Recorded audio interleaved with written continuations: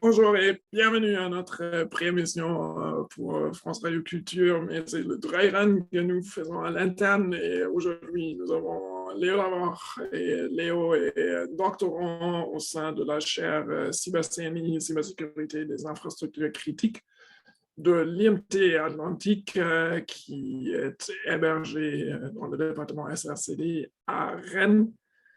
C'est une chaire industrielle avec des partenaires industriels qui sont derrière moi. Donc, c'est Airbus, c'est Amosus, c'est BNP Paribas, c'est EDF, c'est Nokia Bell, c'est SNCF et c'est aussi la région Bretagne et le pôle d'excellence cyber et aussi le com cyber est impliqué sur la chaire.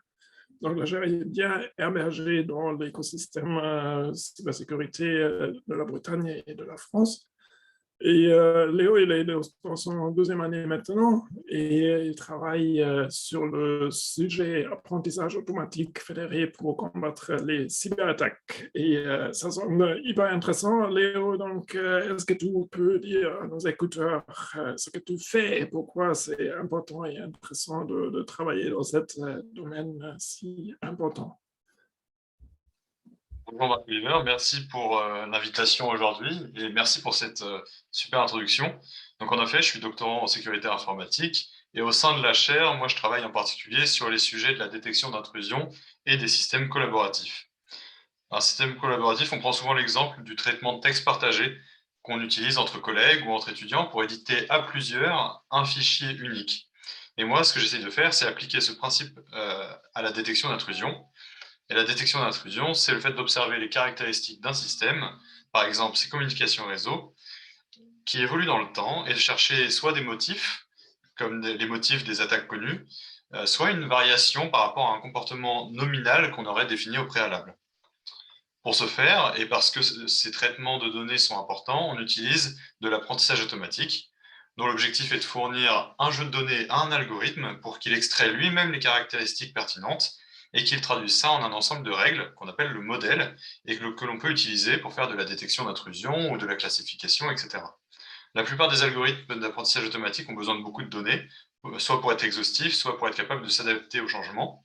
Et ça devient un problème lorsqu'ils sont exécutés localement sur des données capturées dans un système d'information. Pour résoudre cette problématique, on utilise ce qu'on appelle des systèmes de détection collaboratifs qui permettent d'obtenir un modèle unique à partir des données de plusieurs clients.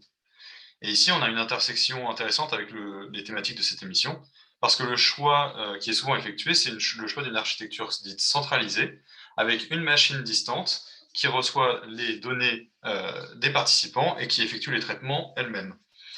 Si on reprend l'exemple du traitement de texte, c'est là où le fichier final que vous avez produit reste détenu par Google ou Microsoft et vous n'avez accès qu'à une vue sur ce fichier.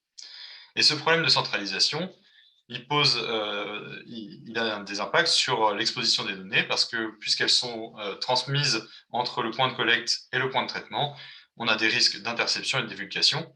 Et cette communication ajoute aussi une latence, ce qui est un problème lorsqu'on veut un système réactif.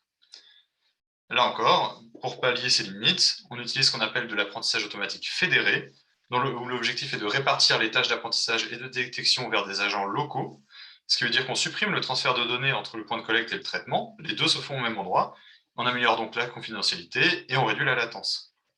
Pour garder l'aspect collaboratif, on va plus partager les données elles-mêmes, mais le résultat de l'apprentissage, donc les modèles dont je parlais tout à l'heure, et les fusionner grâce à des procédés mathématiques en un modèle unique qui aura bénéficié de l'expérience de tous les participants. Cela permet par exemple aux entreprises de collaborer tout en se protégeant contre les fuites de données ou l'espionnage industriel. Et ces technologies ont été appliquées sur les systèmes de détection d'intrusion à partir de 2019 environ. Et c'est dans ce contexte que mes travaux prennent place. Comme tout doctorant, j'ai commencé avec un état des lieux de ces systèmes, comparer les approches, ce qui existe, les différentes stratégies.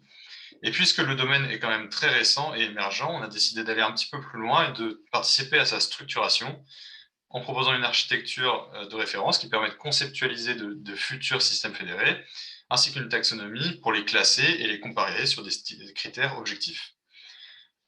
Aussi, cet état de l'art produit des directions de recherche, à la fois pour nous, pour identifier nos travaux futurs, mais aussi pour partager avec la communauté. Et tout ça a été synthétisé dans un papier de recherche soumis dans une revue en novembre dernier. Parmi les directions de recherche que nous avons sélectionnées, nous avons choisi de nous concentrer sur l'adaptabilité et le transfert de connaissances, ou comment assurer que l'apprentissage qui est fait chez un participant sera aussi pertinent chez les autres. Par exemple, comment est-ce qu'on transfère des connaissances entre ce qu'on a appris sur un système d'information bancaire vers un système d'information industriel avec des chaînes de production et des automates. L'autre point intéressant, c'est l'applicabilité en conditions réelles, parce que le passage du jeu de données de laboratoire standardisé n'est pas forcément facile lorsqu'on essaye de passer vers des conditions réelles. Et c'est pour ça que la chaire travaille depuis plusieurs années sur une plateforme de simulation qui permet de recréer des environnements réalistes et représentatifs de ce qu'on a en entreprise et qui vont nous permettre de valider des hypothèses sur quelque chose de pertinent. À plus long terme, et là on va commencer à dépasser les échéances de ma thèse, l'objectif c'est de construire un observatoire collaboratif des menaces cyber qui permettrait d'enrichir des systèmes de détection des entreprises ou des organisations.